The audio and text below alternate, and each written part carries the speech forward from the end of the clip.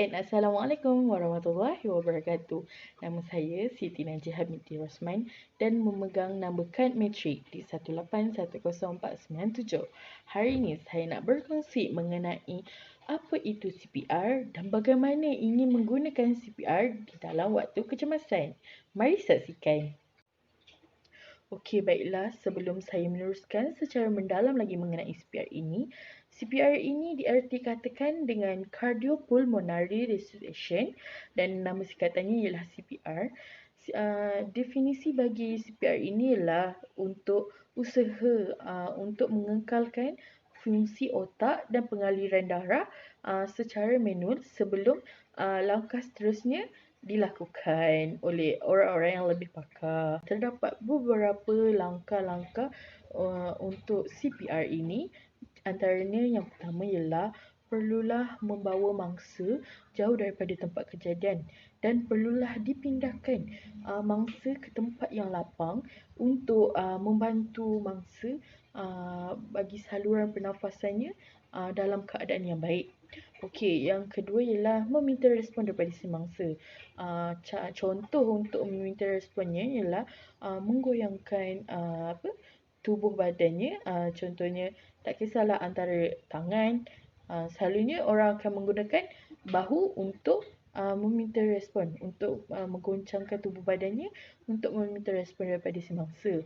Sekiranya tidak mendapat respon daripada si mangsa, perlulah dial 911 untuk menghubungi ambulans untuk mendapatkan pertolongan kecemasan.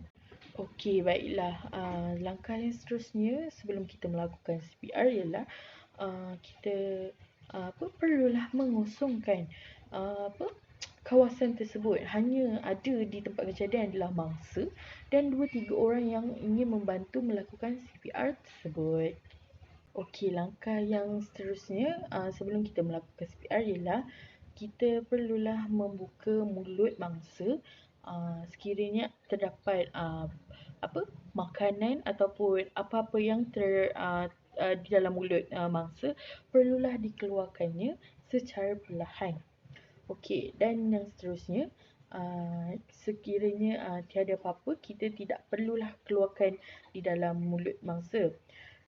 Okey, yang seterusnya ialah kita perlulah mendekatkan telinga kita kepada mulut mangsa dan perlulah mendengar pernafasan mangsa selama 10 saat bagi memastikan pernafasan mangsa dalam keadaan yang baik.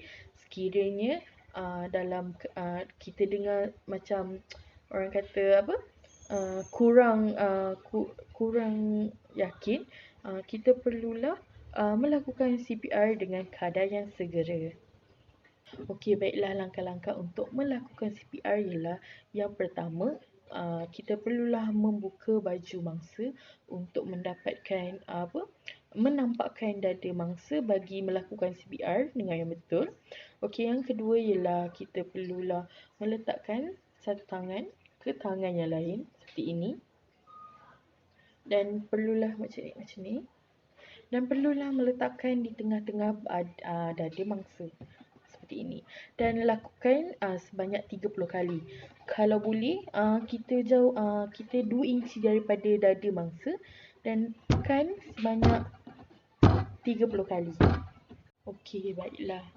Sekiranya pada langkah yang pertama, mangsa juga tidak menyedarkan diri, kita perlulah teruskan dengan langkah yang kedua, iaitu kita perlulah mendongakkan kepala mangsa dan membuka sedikit mulut mangsa dan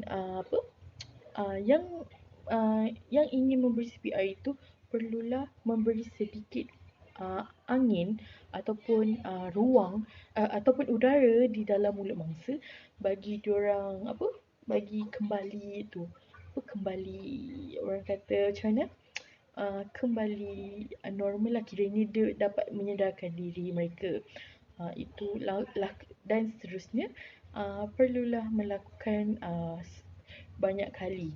Sekiranya tak jadi macam yang langkah kedua, kita perlulah melakukan langkah yang pertama dan ulang balik kalau tak boleh juga langkah kedua dan seterusnya sehingga para medik ataupun yang lebih pakar datang untuk membantu. Okey, sekian saja daripada saya. Assalamualaikum.